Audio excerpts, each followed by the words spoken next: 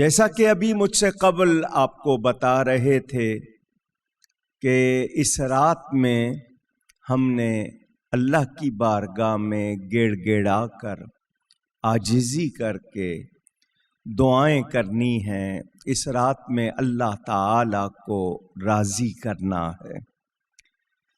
بلا شبہ یہ سب صدقہ اور فیضان ہے میرے پیارے نبی پاک صلی اللہ علیہ وآلہ وسلم کا۔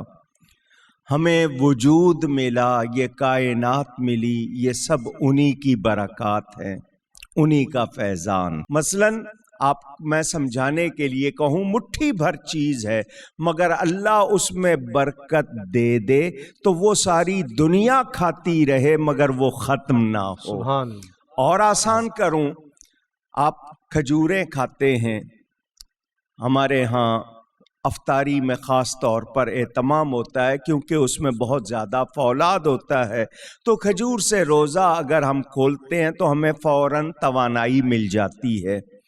یہ کھجوریں آپ کو دنیا میں صرف چند ملکوں میں لگی نظر آتی ہیں، مگر بتائیے ایک افطاری میں دنیا بھر میں کروڑوں افراد کھجوریں کھاتے ہیں۔ کبھی آپ نے سنا کہ کھجوروں میں کمی ہوئی؟ کبھی آپ کو یہ سننے میں آیا کہ ان کی شارٹیج ہو گئی؟ ایک شخص 4 5 زیادہ کھاتا ہے مگر کمی نہیں ہوتی، اسی کو برکت کہتے ہیں۔ اللہ تعالیٰ نے اس رات میں برکت فرمائی تو اس کے گھنٹے منٹ زیادہ نہیں ہوں گے مگر ان میں برکت اتنی ہوگی کہ اس میں کی گئی دعائیں، اس میں کی گئی عبادت بہت زیادہ ہوگی، وہ ہم شمار نہیں کر سکتے۔ اس حوالے سے پہلی حدیث آپ کو سناؤں۔ میرے پیارے نبی پاک صلی اللہ علیہ وآلہ وسلم مدینہ منورہ میں تشریف فرما ہیں۔ جبریل امین علیہ السلام آتے ہیں اور عرض کرتے ہیں، ارفع راسک، اے اللہ کے آخری نبی صلی اللہ علیہ وسلم، ذرا اپنا چہرہ اٹھائیے، یعنی اوپر دیکھیے۔ نبی کریم تشریف فرما ہے مدینہ منورہ کی سرزمین پر، چہرہ اٹھاتے ہیں تو فرماتے ہیں، میں نے دیکھا جنت کے 8 دروازے کھلے ہوئے ہیں۔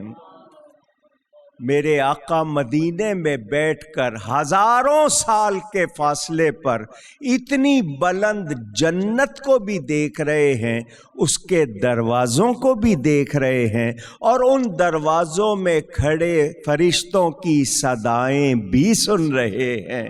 اس سے ہم اندازہ کر سکتے ہیں کہ اللہ تعالیٰ نے انہیں کتنی خصوصیات سے نوازا، جو مدینہ میں بیٹھ کے جنت کے فرشتوں کی صدائیں سن رہے ہیں، وہ آج سبز گنبد سے ہم غلاموں کا درود و سلام بھی سن رہے ہیں۔ اس میں ہمیں کوئی تعجب یا شبہ نہیں ہے۔ سائنس کے بنائے ہوئے آلات، ایک سیٹلائٹ ہے، سیٹلائٹ آپ فضا میں رکھ دیتے ہیں، وہ آپ کی آوازوں کو بھی کیچ کرتا ہے، آپ کی شکل اور حرکت کو بھی کاپی کرتا ہے اور آگے ٹرانسمٹ کرتا ہے۔ انسان کے بنائے ہوئے یہ آلات بتا رہے ہیں جب مادیات میں اتنی وسعت ہے، روحانیات میں کتنی وسعت ہوگی، اس کا اندازہ کیا جا سکتا ہے۔ توجہ کیجئے گا، حضور فرماتے ہیں، میں نے دیکھا جنت کے 8 دروازے کھلے ہوئے ہیں۔ قرآن پڑھیے، قرآن یہ کہتا ہے جنت کے بارے میں، عرضھا کعرض السماوات والارض، جنت کی چوڑائی، ود کہتے ہیں نا آپ، اس کا عرض، اس کی چوڑائی 7 آسمانوں اور زمین کے برابر۔ اتنی بڑی جنت کے دروازے چھوٹے چھوٹے نہیں ہوں گے۔ چنانچہ روایت میں ملتا ہے کہ جنت کے دروازوں کے 2 کیواڑ، آپ پلے کہہ لیتے ہیں، پٹ کہہ لیتے ہیں، 2 کیواڑ، ایک کیواڑ کا فاصلہ اتنا ہوگا کہ 40 سال آپ چلتے رہیں تو اتنا فاصلہ ایک پلے کا ہے۔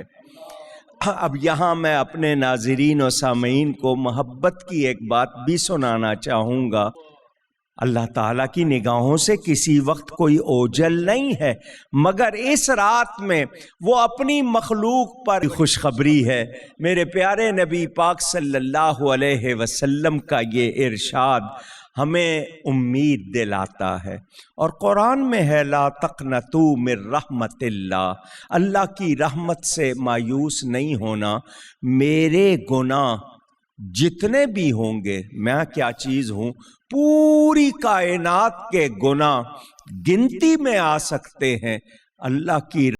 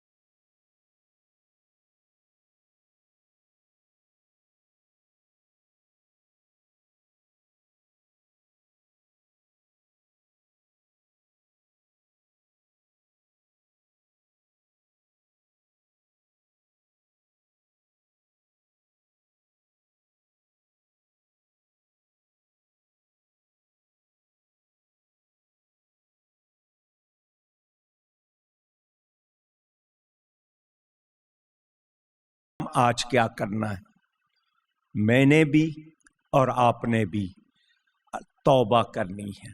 توبہ کا مطلب جو غلطی ہو گئی اس پہ شرمندہ ہو جاؤں، اور آئندہ غلطی جان بوجھ کر نہ کرنے کا پکا ارادہ۔ بھول چوک ہو جائے پھر توبہ کر لیں، لیکن جان بوجھ کر دوبارہ نہ کرنے کا پکا ارادہ، اس کا نام توبہ ہے۔ SMS آئیں گے، واٹس ایپ پہ میسج آئیں گے معافی کے رسمی، بھیجنے والا کیا دل سے بھیج رہا ہے اور پڑھنے والا کیا دل سے قبول کر رہا ہے؟ اگر آپ نے رسمی بھیجا اور اس نے قبول نہیں کیا تو یہ معافی نہیں ہے۔ ہمیں سب سے پہلے اپنے گھر کے افراد سے، پھر ارد گرد معافی چاہنی ہے۔ کیوں کہ اگر ہم بندوں کے حقوق پورے نہیں کریں گے، اپنے رب کو راضی نہیں کریں گے۔ اندازہ کیجئے وہ لوگ جو دل آزاری کرتے ہیں، وہ جو بلا وجہ توہین کرتے ہیں، تو جب ایک انسان کی، رشتہ دار کی، مسلمان کی توہین کرنا اس کی بخشش نہیں، تو جو نبی کریم صلی اللہ علیہ وسلم، صحابہ کرام، اہل بیت اعظام، مقدس ہستیوں کی جو توہین کریں، ان کا سوچئے کہ کیا حال ہوگا۔